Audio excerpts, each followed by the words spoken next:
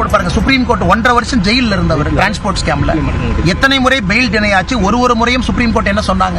அதனால இவர் சொல்வதெல்லாம் நாம இன்னைக்கு ஒரு சத்திய வாக்கு வேத வாக்கு எடுத்துக்கிட்டாங்கன்னா அப்புறம் சத்தியத்துக்கும் நேர்மைக்கும் என்னங்க நான் நம்பிக்கை? நான் சொல்வது முதலமைச்சர் சம்பந்தப்பட்டிருக்கிறாங்க. டாஸ்மார்க் வழக்குல முதல் குற்றவாளியாக மு.க. Stalin, MK. Stalin accuse number 1 டாஸ்மாக்ல இருக்கணும். 2வது குற்றவாளி தான் செந்தில் பாலாஜி. ஏன்னா பாலிசியை டிசைன் பண்ணி கூட ஒரு அமைச்சரை வச்சுக்கிட்டு கண்ணை மூடிட்டு இருந்தாங்க அப்படின்னா முதலமைச்சரும் பொறுப்பு தானே. என்னை பொறுத்தவரை இந்த கேஸ்ல அக்யூஸ் நம்பர் 1 முதலமைச்சராக இருக்க வேண்டும். ஏன்னா அரவிந்த் கெஜ்ரிவால் அக்யூஸ் நம்பர் 1 இருந்திருக்கிறாங்க. தமிழ்நாட்டிலும் இடி தன்னுடைய முழு அறிக்கையை தாக்கல் செய்து முடிக்கும் பொழுது முதலமைச்சர் அக்யூஸ் நம்பர் 1 இருப்பார் என்பது என்னுடைய ஆணித்தரமான.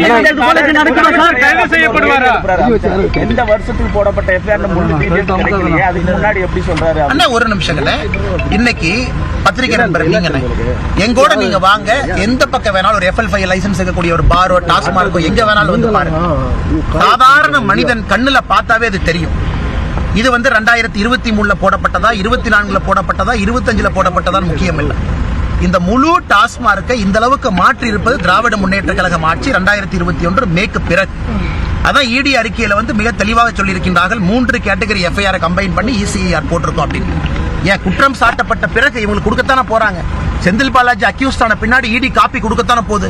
அந்த காப்பியை திறந்து FIR எப்ப போட்டாங்க அப்ப செந்தில் பாலாஜி அவர்களோ முதலமைச்சர் அவர்களோ தெரிந்து கொள்ளட்டும். இல்ல ஒரு புகார் வந்து அந்த புகார் மீதான வழக்கு பதிவு செய்யப்படும், அதுக்கெல்லாம் எடுத்து வச்சு இப்படி சொல்ல முடியுமா? ஏன்னா நாங்களே அதுக்கான நடவடிக்கைகளை மேற்கொண்டு இருக்கலாம்ல அப்படின்னு சொல்றாங்க. யாருங்கண்ணா அவங்க நடவடிக்கை மேற்கொண்டிருந்தா வெள்ளை பேப்பர் தாக்கல் செய்ய சொல்லுங்க. ஒருவேளை அமைச்சர் சொல்வது போல, அன்பு சகோதரர் அண்ணன் நீங்க சொல்றது போல அமைச்சர் பண்ணியிருந்தா வெள்ளை பேப்பர் தாக்கல் பண்ணட்டும். டாஸ்மாக் இவ்வளவு புகார் வந்திருக்கு, இவ்வளவு நடவடிக்கை எடுத்திருக்கோம், இவ்வளவு பேரை சஸ்பெண்ட் பண்ணிருக்கோம், இவ்வளவு ஆக்ஷன் எடுத்திருக்கோம்.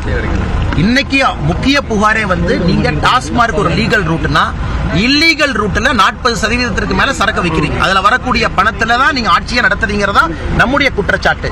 இல்லை என்று சொன்னால் வெள்ளை அறிக்கை தாக்கல் செய்யுங்கன்னே. 48% ஐயா வந்துடுறாங்க ஐயா. 48% டாஸ்மாக் வளர்ச்சிங்க. நான் திமுக வந்த பிறகு 33,000 கோடியிலிருந்து 52,000 கோடி. தமிழ்நாட்டில் ஏதாச்சும் ஒரு அரசு நிறுவனம் தனிப்பட்ட நபருடைய சொத்து 48% யாருக்காச்சும் உயர்ந்திருக்கானா? முதலமைச்சர் கைது செய்யப்பட வாய்ப்பு இருக்கா? எனக்கு தெரியாதுங்கண்ணா. என்னை பொறுத்தவரை முதலமைச்சர் இதுல குற்றவாளிங்கண்ணா. ஏன்னா அவருடைய கண் பார்வை கீழே தான் நடந்திருக்கு. பாரதிய ஜனதா கட்சியினுடைய குரல் வழியை நசிக்க வேண்டும் என்று முதலமைச்சர் நினைக்கிறார்னா அவருக்கு பயம், அவருக்கு எங்கேயோ பயம், அவர் வீட்டுக்குள்ள பயம். அதைத்தான் நான் சொல்லுவாங்கன்னா, அதிகாரப்பூர்வமாக நான் சொல்ல முடியாது. என்னோட யூகம் இது. முதலமைச்சருடைய நடவடிக்கை பிஹேவியர் ருபி சிம்பல் இருந்து எதற்காக இத்தனை ஆரம்பிக்கணும்? எதற்காக கடந்த ஒரு மாத காலமாக பதட்டத்தில் இவ்வளவு வேலை செய்யறார்? இவ்வளவு பயந்து போய் முதலமைச்சர் இருக்கணும். அதை பார்க்கும் பொழுது தெல்ல தெளிவாக தெரிகிறது முதலமைச்சருக்கு இதுல நேரடி சம்பந்தம் இருக்கு. தமிழ்நாட்டில் பயன்படுத்த திமுக அமைச்சர்கள் சொல்றாங்க. ஆனா ஒரு நிமிஷம், ஈடிக்கு வந்து பார்லிமெண்ட் கொடுத்த பவர்ஸ் இருக்கு, சட்டத்தின்படி ஈடிக்கு பவர்ஸ் இருக்கு. இந்தியால எங்க வேணாலும் ஆபரேட் பண்ணலாம். they have law behind themselves. அவங்களுக்கு சட்டம் இருக்கு. அதை தடுப்பதற்கு இவங்களுக்கு என்ன ரைட் இருக்கு? அப்ப அதே நான் DVSC சொல்லாமே. DVSC மாநில அரசு கீழே இருக்கிறாங்க. DVSC வச்சு நீங்க மத்த கட்சி நண்பர்கள் நசுக்கிறீங்க நாங்க சொல்லாமல்ல.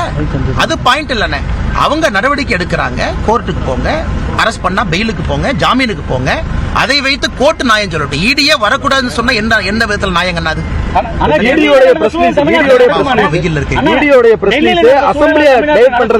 எனக்கு அதை பத்தி தெரியாதுங்கண்ணா.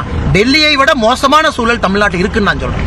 டெல்லியில் நடப்பது தமிழ்நாட்டில் நடக்குமா என்று சொல்வதை விட டெல்லியை விட தமிழகத்தில் சூழல் மிக மிக மோசமா இருக்கு. பாஜக அசெம்பிளி நடக்கிறதுக்கு முன்னாடி இந்த தெலுங்கானா அப்புறம் தமிழ்நாடு இப்படி வரிசையா வந்து வர்றதை எப்படி பாக்குறீங்க சார்? வரிசையா வர்றதை நான் பாக்கலீங்கன்னா இவங்க தவறு செஞ்சிருக்கிறாங்க, நடவடிக்கை எடுத்துட்டு இருக்காங்க. வரிசையா வர்றாங்கன்னு சொல்ல மாட்டோம்.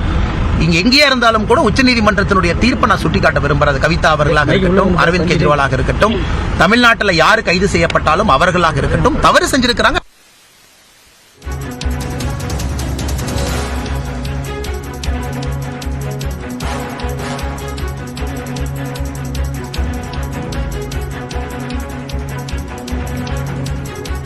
டாஸ்மாக் விவகாரம் தொடர்பாக தமிழ்நாடு முதலமைச்சர் மற்றும் அமைச்சர் செந்தில் பாலாஜி மீது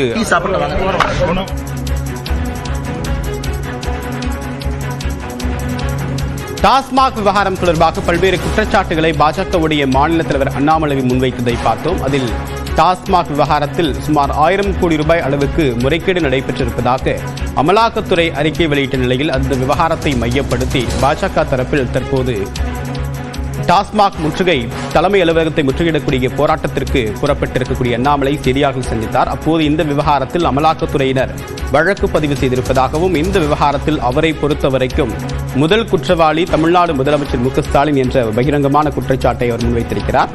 அமலாக்கத்துறை உரிய நடவடிக்கை எடுக்கும் என்றும் அவர் கூறியிருக்கிறார்.